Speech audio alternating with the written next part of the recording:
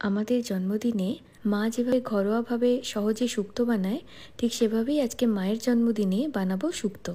ঘরোয়াভাবে শুক্তো বানানোর জন্যে প্রথমেই সাদা কালো সর্ষে আর রাঁধুনি শুকনো গুঁড়ো করে জল আর নুন দিয়ে বেটে রাখতে হবে।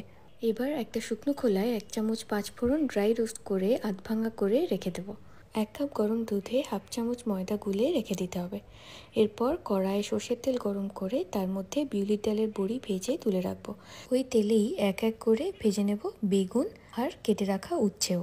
বড়ি, বেগুন, উচ্ছে ভাজা হয়ে গেলে অল্প তেল দিয়ে তাতে তেজপাতা, শুকনো লঙ্কা, পাঁচফোড়ন দিয়ে আলু, গাজর, কাঁচকলা, রাঙালু, ডাঁটা, সবকিছু নুন দিয়ে ভালো করে ভেজে 1 চামচ আদা বাটা আর সর্ষে রাঁধুনি বাটা দিয়ে সামান্য চিনি দিয়ে সবকিছু ভালো করে কষে নিয়ে দিয়ে দেব ময়দা গুলে রাখা দুধ আর মশলার বাটি ধোয়া জল। ঢেকে 2-3 মিনিট রান্না করে সব সবজি সেদ্ধ হয়ে গেলে ভেজে রাখা বেগুন, বড়ি, উচ্ছে দিয়ে ফুটিয়ে নিয়ে দিয়ে দেব একদম খাঁটি ঘরে বানানো ঘি। ভেজে রাখা পাঁচফোড়নের গুঁড়ো ছড়িয়ে 2-3 মিনিট ঢেকে রাখলেই কিন্তু ঘরোয়াভাবে একদম দারুণ স্বাদের শুক্তো তৈরি। আমাদের বাড়িতে যে কোনো শুভ অনুষ্ঠানে প্রথম পাতে এই শুক্তো তো থাকবেই। গরম গরম শুক্তো আর ভাত, ফাটাফাটি।